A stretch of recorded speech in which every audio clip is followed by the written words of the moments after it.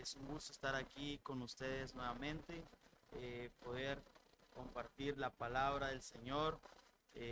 Es lo más grato para mí, pero también muchas veces es difícil porque te pones a cuentas con Dios en decirle, Padre, pues que lo que digas sea conforme a tu voluntad y que no esté dentro de mis propias decisiones, que no influya en nada, ni que haya altivez en mi corazón,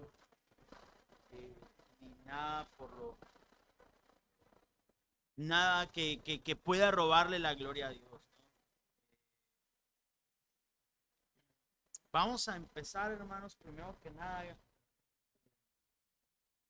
que vayamos a Primera de Timoteo, capítulo 2. Vamos a leer del versículo 1 hasta el versículo 8. Cuando lo tengas ahí, quiero que me des un fuerte amén. Saben, a mí me gusta mucho cambiar un poquito la dinámica en este sentido. Vamos a ponernos de pie, amén, por favor. Pueden ponerse de pie, ponernos de pie con nuestra Biblia, si la tenemos en la mano o en el celular. Vamos a leer hasta el versículo 8 y vamos a leerlos los dos juntos. Voy a empezar yo y de ahí ustedes me siguen, amén. Ok, dice su palabra: exhorto ante todo a que se hagan rogativas, oraciones, peticiones y acciones de gracia por todos los hombres,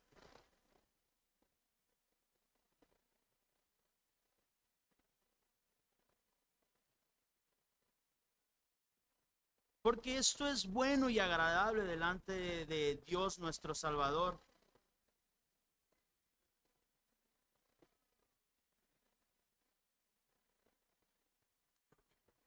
Porque hay un solo Dios y un solo mediador entre Dios y los hombres, Jesucristo hombre.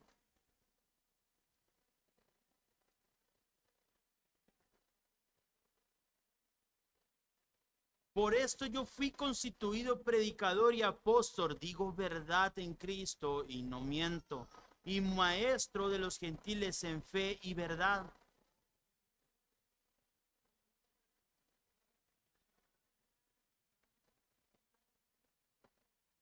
Levantando manos santas, hermanos. Cierra tus ojos ahí donde estás, así de pie. Señor, gracias, Padre, por este momento. Gracias, Padre, por tenernos aquí primeramente. Gracias, Señor, porque te plació que nuestros corazones fueran instruidos una vez más bajo tu misericordia, tu gracia, tu amor y tu verdad, Señor. Permítenos ser sensibles a tu palabra, permítenos a tomarla en nuestras vidas y permítenos, Señor, poder aplicarla fuera de estas paredes, Señor. Te damos gracias solamente a ti, Señor. Gracias, Padre, porque eres maravilloso. En el nombre de Jesús. Amén. Bueno, vamos a empezar. Bueno, ya empezamos, ¿no? Me uno a la bienvenida nuevamente de nuestro hermano, nuestro pastor. Este, Se ven muy guapos, muy hermosos el día de hoy. Me gusta siempre recordárselos, me gusta que sepan. Este, eh, no sé, yo siempre he estado acostumbrado de que cuando uno va a la iglesia busca lo mejor para ponerse a veces, ¿no? Digo, no es que sea algo de etiqueta, ¿no? Pero a veces es bonito poder sacar esa camisolina que tenemos una ahí guardada para ocasiones muy especiales y pues esta es una ocasión muy especial, amén. Lo guapo cuando se maquillan, se arreglan, se peinan, a veces yo ando detrás de mi esposa y amor esto, y apúrate. ¿Y cómo quieres que me vaya a maquillar si no me da chance, ¿no? Y más ahora con el gordito este que, uff, para los que no lo han agarrado, pesa 8 kilos, 4 en el cachete y 4 entre la pierna y el estómago. Ya sabes, de chamaco. Pero le doy gracias a Dios, amén. Eh, un teólogo, creo que ya lo he comentado alguna vez, C.S. Lewis, es un escritor y un autor. Me gusta una frase que él dice, que Dios no puede ser un producto de mi imaginación porque para nada Él es algo que yo pueda imaginar. Dios no puede ser producto de mi imaginación, porque mi imaginación no tiene el alcance, no tiene el límite, no tiene el sentido de conciencia para poder crear a un ser como lo es Dios. Y esto es algo que quiero introducir y empezar porque cuando vemos los versículos sobre la necesidad de conocer al único Dios verdadero, es algo que recalca Pablo sobre la vida de Timoteo como ministro. Vemos que ya en el capítulo 2, Pablo ya está entrando con Timoteo y le dice, contextualizando, Pablo se estaba dando cuenta que la iglesia había perdido el sentido de la rogativa, de la petición, de la intercesión por los que estaban afuera, por los que estaban en el mundo, por los que estaban fuera de la iglesia, por los no creyentes. Y obviamente eso era algo muy preocupante porque la iglesia se había cerrado en la enseñanza de los falsos maestros de que tal vez la salvación era hermética, era de algunos, era de élites. Y Pablo empieza con la necesidad de que la iglesia, Timoteo, por favor, que la iglesia empiece a hacer rogativas, peticiones, primeramente por todos. Luego es específico y dice por los reyes y los gobernantes. Y luego deja muy en claro, porque esto es bueno y agradable delante de nuestro Salvador, el cual quiere que todos los hombres sean salvos y vengan al conocimiento de Dios. Y ya traemos ¿cómo se le dice? Un power up, ya traemos una entrada, ya traemos un tentempié de ahorita el estudio del conocimiento de Dios. Ya podemos observar que Dios, Pablo estaba diciendo, el cual quiere que todos los hombres sean salvos. El cual quiere que todos los hombres sean salvos. Estábamos hablando la última vez sobre esta introducción, sobre la necesidad de orar por los demás. Así como el Espíritu Santo intercede por nosotros, así nosotros también tenemos que interceder por los del mundo. ¿Estamos aquí? Amén. Es necesario interceder por los del mundo. Pero fíjense lo interesante, porque aquí Pablo está diciendo que quiere que todos los hombres sean salvos. ¿Quién? Dios. Dios quiere que todos sean salvos. Y podríamos tomar este versículo y descontextualizarlo y decir, no, ves que aquí vemos que Dios quiere que todos sean salvos. Sí, Dios quiere que todos sean salvos. Esa palabra querer, esa palabra que vemos ahí, el querer, es un anhelo de Dios. Mas sin embargo, el anhelo de Dios no se sobresale sobre lo ya estipulado por Él, que es el llamar a todos aquellos que Él ha predestinado. Y obviamente que con esto no desechamos el sentido. Él quiere que todos los hombres sean salvos y vengan al conocimiento de la verdad. Pablo aquí sigue hablando de aquellos que están en el mundo. Es necesario que roguemos por los que están en el mundo, porque Dios quiere que ellos conozcan la verdad. ¿Quiénes? Todos. Porque es necesario que por medio de la verdad aquellos que han de ser llamados sean revelados. Hace unos días atrás estaba viendo un comentario de Sugel Mitchell y le hacían una pregunta y le decían, hermano, le decían, si Dios ya tiene predestinados a todos, ¿por qué es necesario evangelizar? Y eso es un movimiento, hermanos. Hay unos que se conocen como los hipercalvinistas, que ellos creen que si Dios ya predestinó, va a ser salvo el que tenga que ser salvo sin necesidad de mover nada. Mas sin embargo, Dios no lo estipula de esa manera. Sugel le contesta a esta persona y le dice, así como Dios decreta la salvación para algunos, así como Dios decreta la predestinación, así también Dios ha decretado el medio para la predestinación, para la salvación. ¿Y cuál es ese medio, hermanos? La predicación, el evangelio, las buenas nuevas de salvación. Y no podemos desorientarnos y no podemos salirnos de ahí. Así que el anhelo de Dios es que todos conozcan, quiere que todos sean salvos, mas sin embargo, solamente aquellos que vienen al conocimiento de la verdad pueden disfrutar de esa gloriosa salvación. Y aquí viene lo interesante. ¿Cuál es esa verdad? ¿Cuál es ese conocimiento de la verdad? Y Pablo le dice a Timoteo, porque solo hay un Dios. Pablo lo deja muy en claro.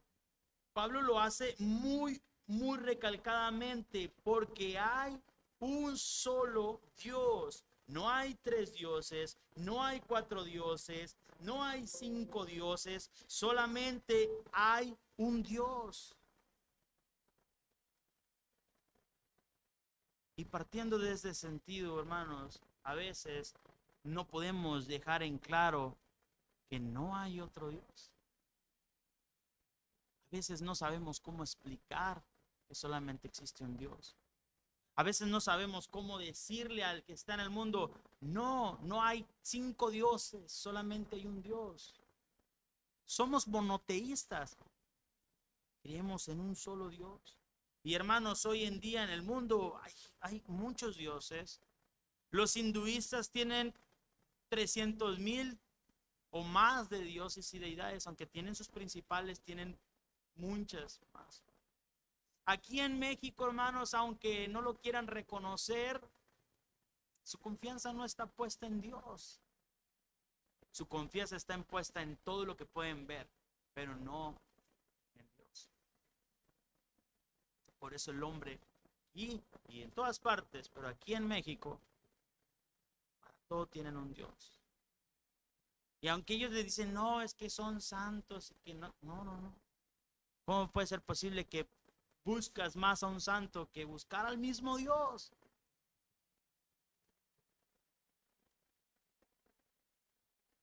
Es como si te dieran la oportunidad de ir a un banco a pedirle al dueño del banquero y pues no le pides al dueño, vas y le pides al conserje que trabaja en el banco. Digo, es un ejemplo, es una ilustración. ¿Te imaginas? Oye, ¿tú qué estás limpiando? Fíjate que necesito un préstamo. No, pues ¿cómo?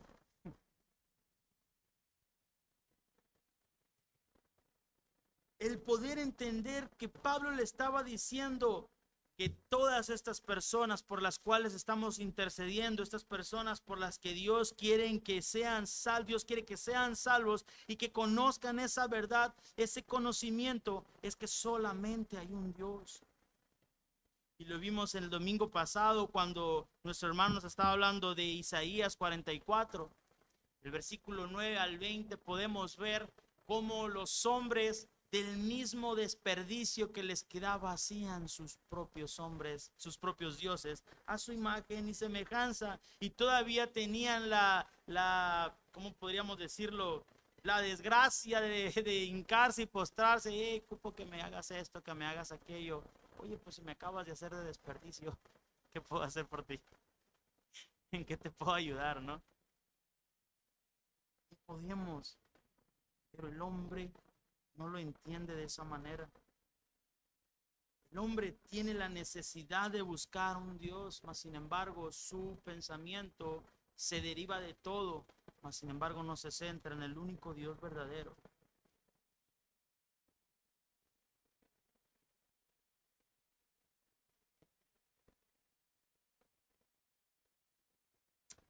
No podemos negar la necesidad de ese único Dios al cual tenemos, amén. Ese único Dios que tenemos, hermanos, para poderlo contextualizar, es un Dios que no existe o que no existe fuera de él otro camino de salvación. Pueden existir muchos dioses, pueden existir demasiados dioses, pero solamente él es el único camino a la salvación y lo podemos ver en Hechos 4:12. Si tienes tu Biblia ahí, Hechos 4:12, cuando lo tengas, dame un fuerte amén.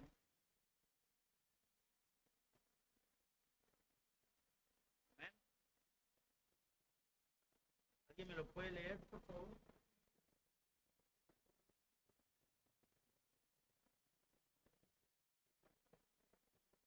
No hay ningún otro nombre bajo el cielo dado a los hombres en los cuales podamos ser salvos. Entonces, Él es el único Dios en el cual podemos tener la salvación. No hay ningún otro Dios bajo el cielo, solamente Él, ni por encima, ni por ningún lado, solamente Él es el único que nos puede dar salvación. No existe nadie como Él, hermanos. Deuteronomio 4:39, se lo busco rápidamente.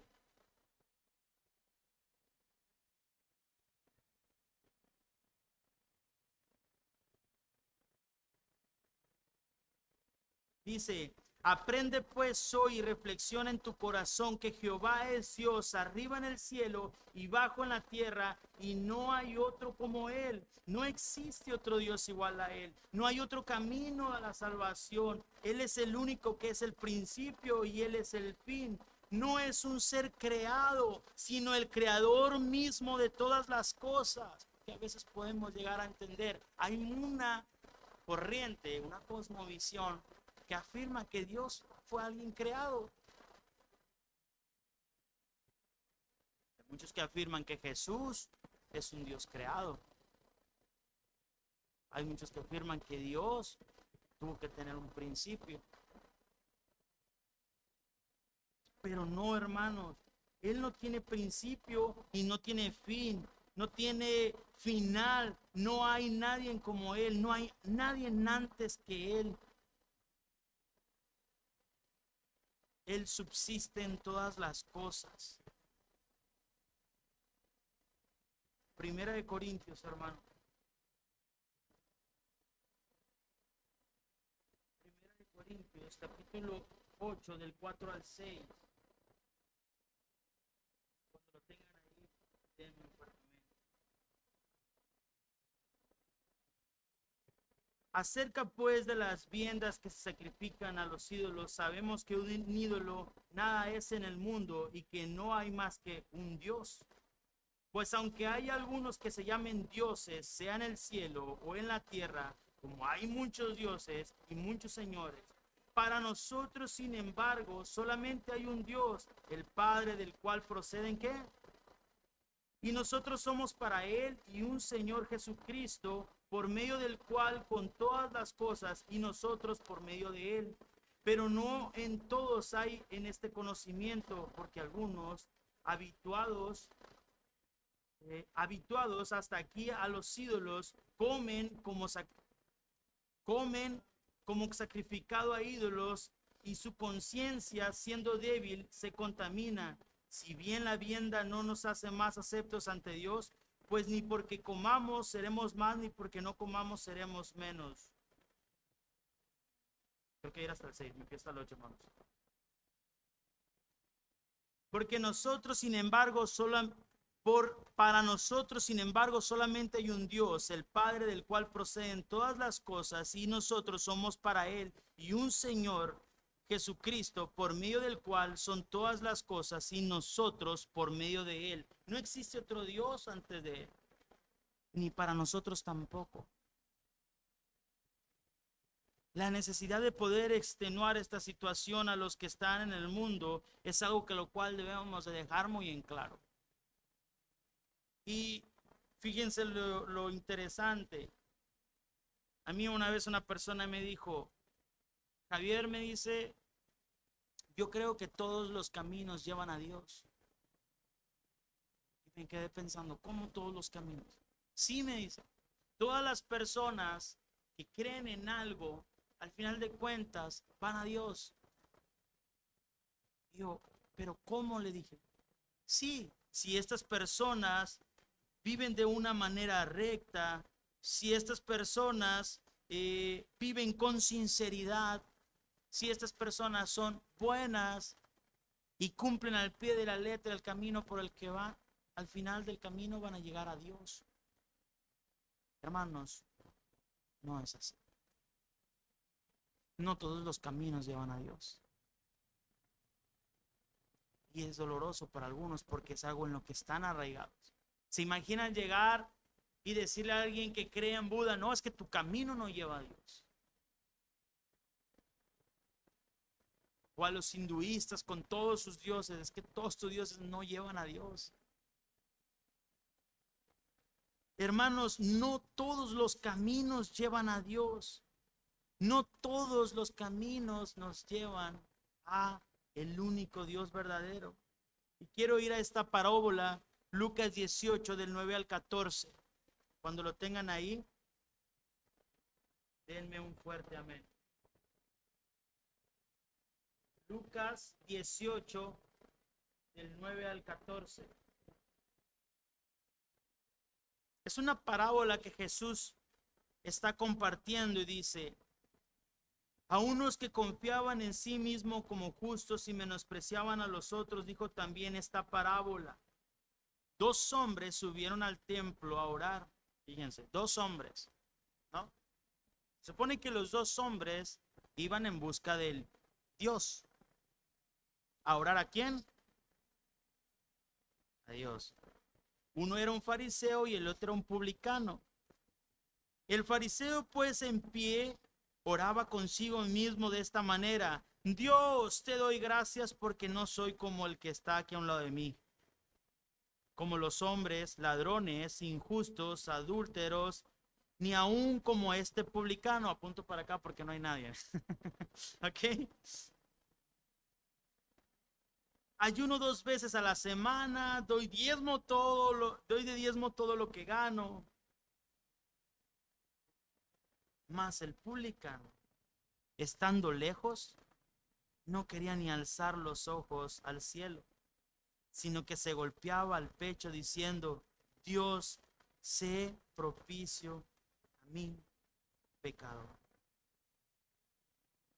Sé propicio a mí, pecador.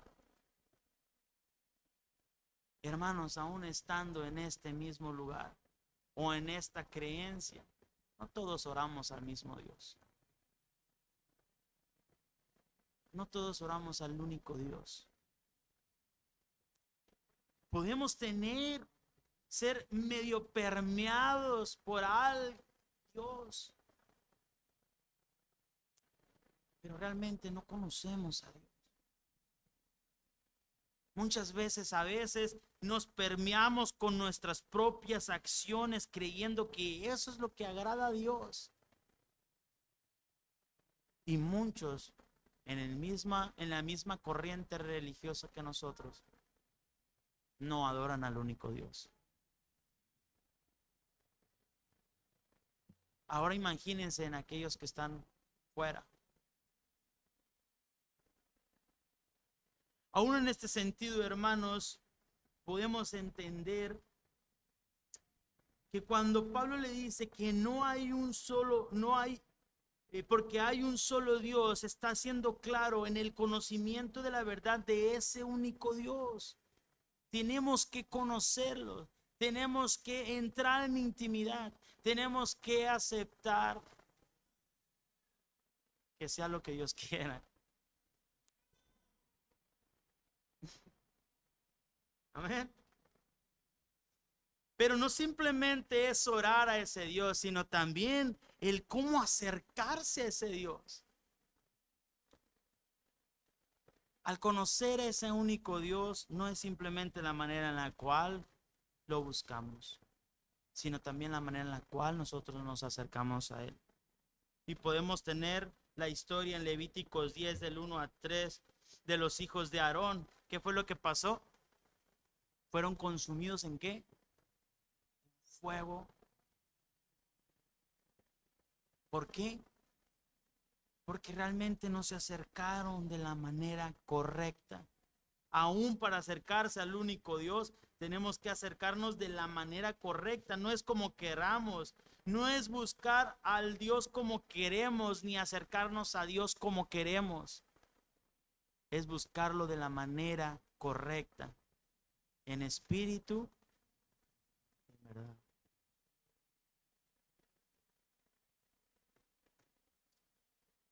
Entendiendo esto, hermanos, Pablo le sigue diciendo: porque hay un solo Dios ese Dios maravilloso. Esa palabra Dios está recalcando, primero que nada, lo vemos que tiene una D mayúscula. Y en la Biblia no a los dioses no se le pone D mayúscula, sino solamente a quién, a Dios. Entonces ese Dios, hermanos, ese Dios que está mostrando aquí, al cual necesitamos conocer en verdad, es el Dios que se muestra con sus atributos. ¿Cómo? Sus atributos comunicables e incomunicables. Soberanía, poderoso, omnisciente, omnipresente, justo, inmanente, inmutable. Ese Dios maravilloso es del cual está hablando Pablo aquí. Timoteo, necesito que ores por ellos, necesito que intercedas por ellos, necesito que ores por los que están afuera, porque Dios quiere que se salven.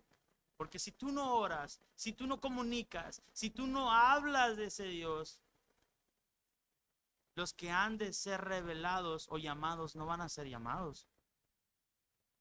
Porque es necesario que conozcan la verdad, el conocimiento de Dios. Gracias, hermano, la verdad. Les miraba la cara. Bueno, hermanos, vamos a continuar. Luego dice Pablo, porque solo hay un Dios, pero también dice que hay un solo ¿qué? Mediador, hermanos, esa palabra. Porque solamente hay un mediador.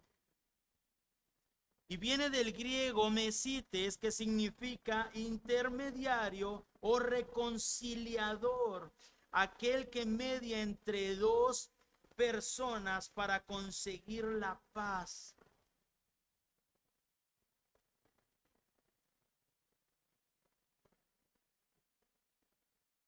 Y aquí viene algo muy interesante, hermanos, porque cuando Pablo dice que solamente hay un mediador, esta persona la cual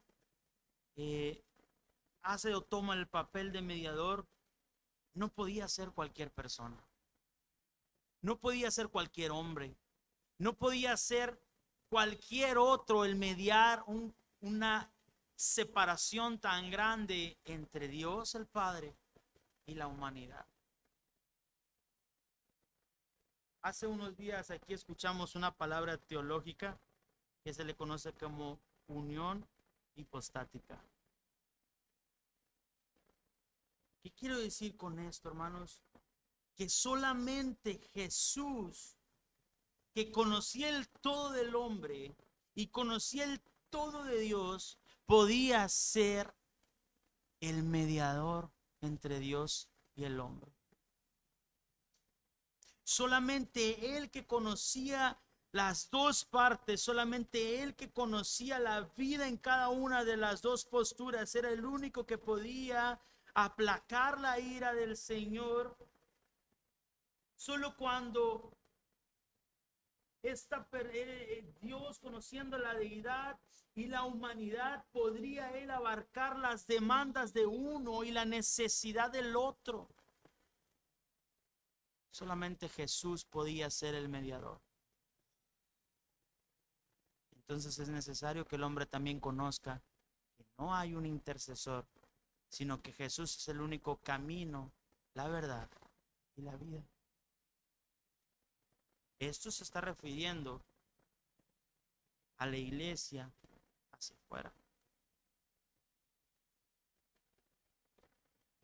Pablo necesitaba que la iglesia intercediera por los de afuera. Pablo necesitaba que la iglesia también supiera qué era lo que iba a transmitir.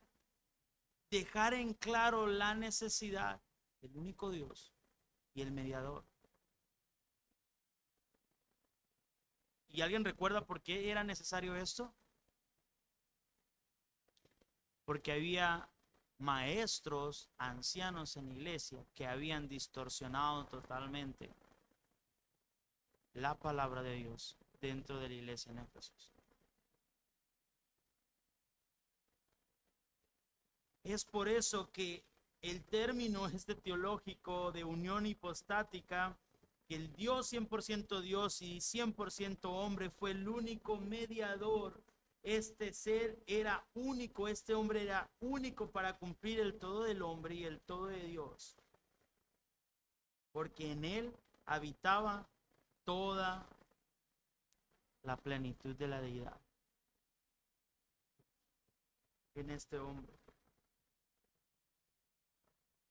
Y cuando dice Jesucristo, está haciendo la referencia al único Hijo de Dios, Cristo, quien también era hombre, porque Cristo, recordemos que habla de el Mesías, y Jesús, el hombre. Entonces, cuando hicieron esta unión, Jesús, quien también era Hijo de Dios, aquel que conocía al hombre, pero que también era el Dios. Y él fue el único que pudo ser el intermediario entre Dios y los hombres, entre Dios y el hombre, entre el Padre y el hombre.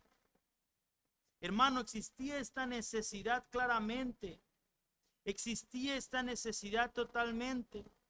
De hecho, podemos ver un comentario de Job, capítulo 9, del 32 al 33. No sé si lo puedes poner ahí, hermano.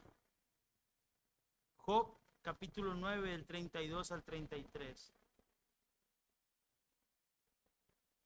Fíjate lo que dice Job.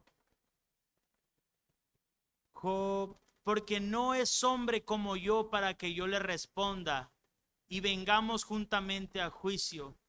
No hay entre nosotros árbitro que ponga su mano sobre nosotros dos. Fíjense lo que está pasando aquí. Conocemos el conflicto, bueno, la situación por la que estaba pasando Job. Ahora, nosotros como pecadores no teníamos realmente un árbitro entre nuestro conflicto. Job hacía esa referencia. No hay un árbitro que ponga su mano sobre nosotros dos. No hay un intermediario. Ni tampoco yo le puedo decir a Jesús que venga aquí a darme cuenta de lo que está pasando. Ni tampoco puedo decirle yo a Dios, oye, pues mira mi pecado, ¿cómo que no me vas a dejar ser parte de tu eternidad? Sino que era necesaria la vida de Jesucristo como ese árbitro, ese mediador, esta persona que apaciguó la ira de Dios. Ahora, podemos entender esta situación, que todo lo que les estoy diciendo desde este momento es para la iglesia, para su capacitación, para su extenuar su sentido hacia el poder, transmitir el mensaje de la verdad a los que están afuera. Entender el sentido de que no hay otro Dios, que Dios quiere que todos vengan al conocimiento de la verdad, que solamente hay un mediador y ese es Jesucristo, porque Él era el único que conocía las dos partes, y sobre todo el cual se dio a sí mismo en rescate por muchos, de lo cual se dio también testimonio a su debido tiempo. Estaba diciendo Timoteo, este Jesucristo al cual tú estás ministrando, al cual tú estás ministrando a la iglesia del conocimiento de este hombre daba su vida y este hombre la podía tomar de vuelta.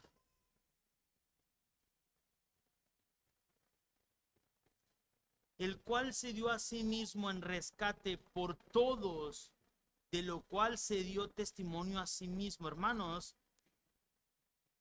cuando hablamos del rescate, viene del griego antilutrón y significa precio de redención.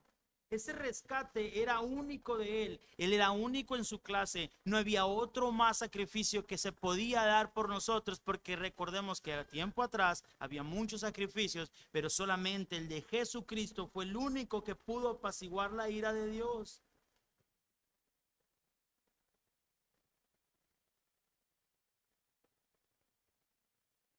Solamente Él pudo dar esa muerte sustitutoria por nosotros. Juan 10 del 17 al 18. Si lo tienes ahí. Juan 10, del 17 al 18.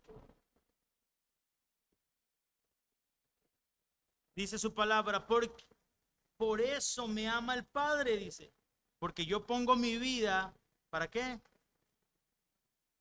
Nadie me la quita, sino que yo de mí mismo la pongo. Tengo el poder para ponerla y tengo el poder para volverla a tomar. Este mandamiento recibí de mi Padre. Fíjense cómo Jesús, entienden, Jesús era el único. Él daba su vida y él la quitaba. Y él se estaba revelando aquí en Juan como el Dios. Él se estaba dando una premisa de que él iba a morir, resucitar. Pablo estaba siendo claro con Timoteo: necesito que entiendas lo que está sucediendo aquí. Necesito que comprendas bien lo que va a ministrar al pueblo en Éfesos, que Jesús daba su vida y Jesús la volvía a tomar. Él y su muerte sustitutoria era suficiente para nosotros. Mateo 20:28, rápidamente.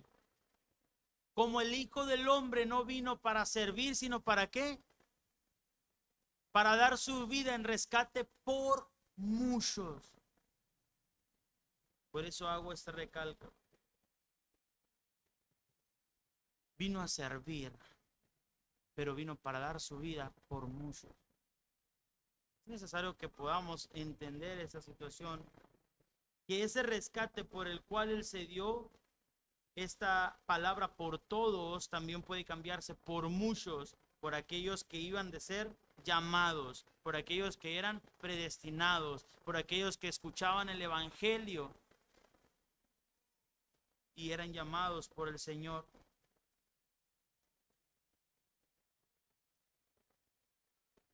Hermanos, también podemos tener un sentido de la que la muerte de Cristo es ilimitada en su suficiencia, pero ilimitada en su aplicación. Cuando Dios habla por muchos o por todos, obviamente, hermanos, que la muerte de Cristo era suficiente para cubrir el pecado de todos el mundo.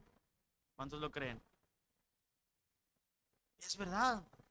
La muerte de Jesucristo era suficiente para cubrir el pecado de todo el mundo. Mas sin embargo es limitada la aplicación porque simplemente es para aquellos que son llamados. La muerte de Cristo aplaca de cierta manera el pecado de todo el mundo, pero es limitada en la aplicación de aquellos que han de ser llamados, aquellos que escuchan su voz y lo siguen, aquellos que son llamados y lo siguen. Solo los elegidos responden y solo los elegidos son salvos. Solo aquellos a los que el Padre le dio a Jesús. Y todo esto, hermanos, es conforme a su debido tiempo. El plan perfecto de su voluntad para la salvación y para la redención, todo es conforme a su voluntad y conforme a su tiempo. Dios envió a su Hijo en el preciso momento, en el instante maravilloso para la redención de nuestros pecados. Pablo sigue diciendo: por esto yo fui constituido predicador y apóstol. Cuando él está diciéndole esto a Timoteo, estaba recalcando un sentido de que él había sido constituido un heraldo, él había sido constituido aquel que predicaba las buenas nuevas de salvación, pero específicamente a los gentiles. Él era un apóstol para los gentiles, él era un maestro para los gentiles. Y en este versículo Pablo estaba recalcándolo a él, a Timoteo, en fe y en verdad.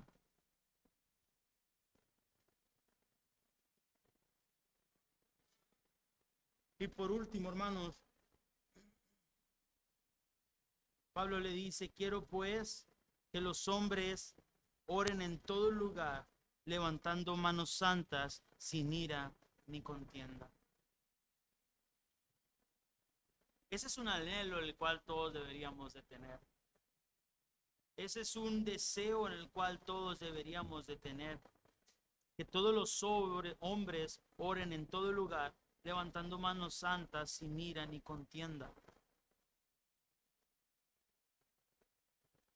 Pablo está siendo muy claro en ese sentido, porque cuando dice hombres, que los hombres, aquí vamos a empezar a ver, ¿cómo se le podría decir? Es que vamos a entrar en un tema, hermanos, aquí en 2 Timoteo, en 1 Timoteo, que no me cuesta entenderlo, pero le pido a Dios que me dé mucha gracia en el corazón para poderlo compartir y enseñar. Pablo aquí estaba recalcando directamente a los hombres, a los varones. Él quería que los varones en la iglesia oraran por estas personas para su salvación. Porque recordemos que el hombre no fue engañado, sino que el que fue engañado fue la mujer. Y dentro de la iglesia hay orden. Y empieza Pablo diciendo directamente que los hombres oren en todo lugar. Pero pone una circunstancia sobre estas personas, que tienen que ser hombres con manos santas, sin ira ni contienda. Cuando habla de manos santas, está hablando de hombres con corazones santos, con vidas piadosas, conforme a lo que Dios manda. Que no haya enojo, que no haya en ellos contienda, que no haya en ellos vanidad, que no haya en ellos todo aquello que los haga reprobos para orar por los que están fuera en el mundo. Una ilustración. Yo no podría ser un hipócrita, ser uno aquí en la iglesia y por fuera ir y querer orar por esas personas por salvación. ¿Cómo puedo orar yo por salvación por otras personas si aquí soy uno y afuera soy otro? Aún en eso tenemos que tener rectitud en nuestras vidas. Y los hombres en la iglesia son aquellos los que son encargados en Pablo para que oren por esas personas. De aquí en adelante empieza a hablar Pablo de diferentes temas. Vamos a tratar. Pero regresando y tomando este punto, este hilo de pensamiento que Pablo lleva a la iglesia, primeramente a Timoteo, hermanos, no nos olvidemos orar por todos, por los gobernantes, para que podamos tener una vida placentera y podamos salir a las 10 de la noche, pero no a divertirnos, sino a ¿qué? A predicar. Porque es el anhelo de Dios. Quiere que todos sean salvos bajo el conocimiento de la verdad. Aquellos que son predestinados, aquellos que son llamados. Que puedan venir a la verdad del único Dios y que puedan conocer el único mediador, el que es el camino, la verdad y la vida, es Jesucristo. Que ese sea nuestro sentido, nuestro punto central y nuestra verdad. Amén. Oremos, hermanos. Gracias, Señor, por tu palabra, Padre. Gracias, Padre, porque eres maravilloso, porque eres el único, Señor, que puede traer, Señor, una conciencia a nuestras vidas piadosa.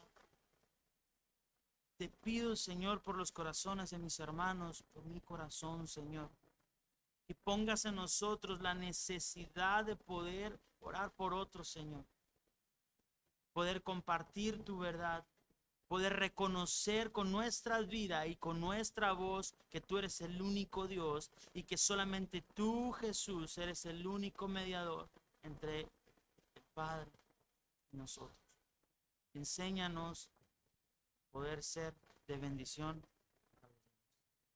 En nombre de Jesús. Amén. Gloria a Dios.